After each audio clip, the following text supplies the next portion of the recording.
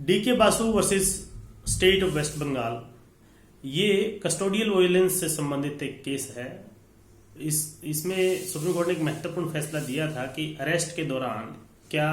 Guidelines follow की जानी चाहिए।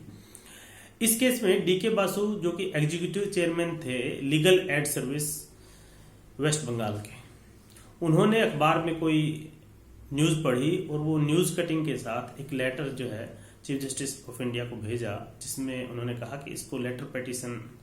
मानते हुए इस पर कार्रवाई की जानी चाहिए, यानी कि पुलिस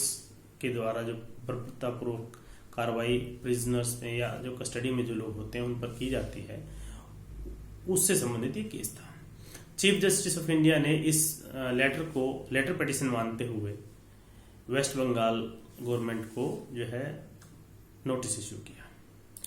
वेस्ट बंगाल की तरफ से काउंटर भी इसमें आया और उन्हीं दिनों में एक अशोक जौहरी जो थे, उन्होंने भी यूपी में अलीगढ़ में एक कस्टोडियल वायलेंस के चलते कस्टोडियल डेथ हुई थी, उन्होंने भी एक लेटर जो है चीफ जस्टिस ऑफ इंडिया को भेजा और उसका भी चीफ जस्टिस ऑफ इंडिया ने संज्ञान लेते हुए इसी पिटीशन के साथ क्लब कर दिया। सुप्रीम कोर्ट ने फिर पूरे देश में जो राज्य और केंद्र शासित प्रदेश थे, वहाँ के जो पुलिस प्रशासन को सेक्रेटरी या चीफ सेक्रेटरी ऑफ स्टेट जो थे,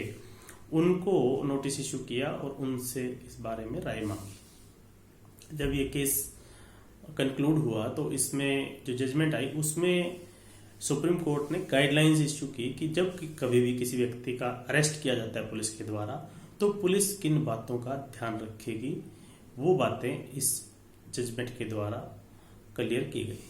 इसमें यह भी कहा गया कि जो गाइडलाइंस दी जा रही हैं वो पहले से अवेलेबल जो व्यक्ति के जो राइट होते हैं, जो भी कस्टडी में होता है, उनके एडिशन में ये गाइडलाइंस दी जा रही हैं और अगर इनको फॉलो नहीं किया गया तो उसे कंटेम्प्ट ऑफ कोर्ट माना जाएगा।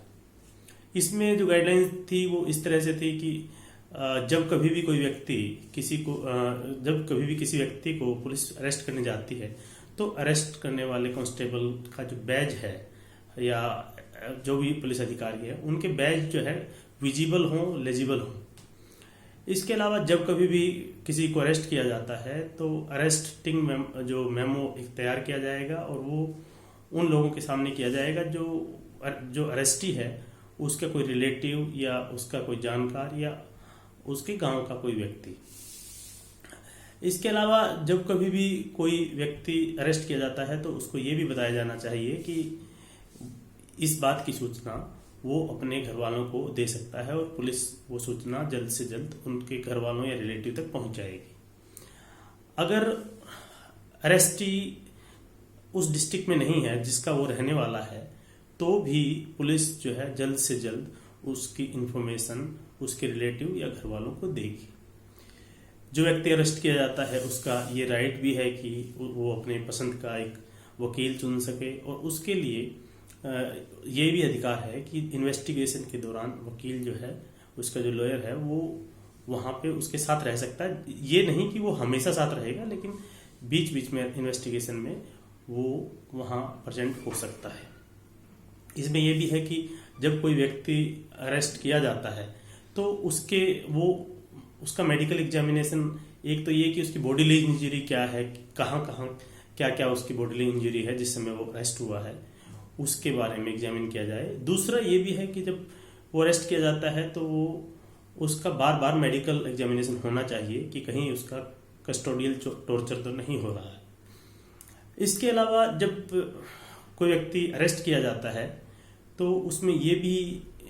है कि जो पुलिस कंट्रोल रूम है जिस डिस्ट्रिक्ट में वो अरेस्ट हुआ है, वहाँ पर भी